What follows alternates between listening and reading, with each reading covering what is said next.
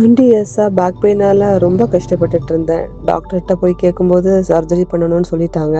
Surgery பண்ணாம எப்படிடா இத கிளியர் பண்ணலாம் அப்படின்னு சொல்லிட்டு ஒரு 10 இயர்ஸா நான் ரொம்ப இந்த கஷ்டப்பட்டேன். ஸ்பாட் தானா?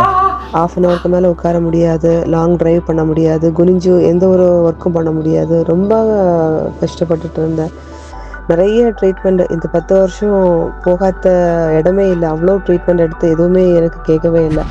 அப்போ ஆரஞ்சு ஆர்த்தோ கேருக்கு ஜஸ்ட்டு வந்து பார்க்கலாம். நான் எனக்கு வரும்போதெல்லாம் ஒரு ஹோப்பு கிடையாது. நான் சரி வந்து ட்ரை பண்ணி பார்க்கலாமே அப்படின்னு தான் வந்தேன். ஆனா, நான் இவ்ளோ நாள் பார்த்த அந்த ட்ரீட்மெண்ட்டுக்கும், நான் நெறைய இடத்துல ஃபிசியோ போயிருக்கேன். ஸோ, அதுக்கும் இங்க இருக்கிறதுக்கும் வந்து ரொம்ப டிஃப்ரெண்ட்டா இருக்கு.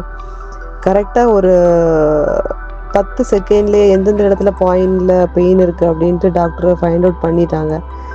அது ஒரு 1/2 அன் ஹவர் பண்ணும்போதே வந்து எனக்கு ரொம்ப நல்லா ரிலீஃபா இருந்தது. எனக்கு ட்ரீட்மெண்ட் ஸ்டார்ட் பண்ணி ஒரு 15 டேஸ் இருக்கும். பட் இப்போ வந்து நான் திங்க் பண்ணி கூட பார்க்க முடியல. என்னுடைய லைஃப் ஸ்டைலே டோட்டலாவே சேஞ்ச் ஆயிருச்சுது. ஆ ஜிம்முக்கு போறேன், வாக்கிங் போறேன், ஆ லாங் டிரைவ் போறேன். எல்லா ஒர்க்கும், எல்லா ஆக்டிவிட்டீஸும் பண்றேன்.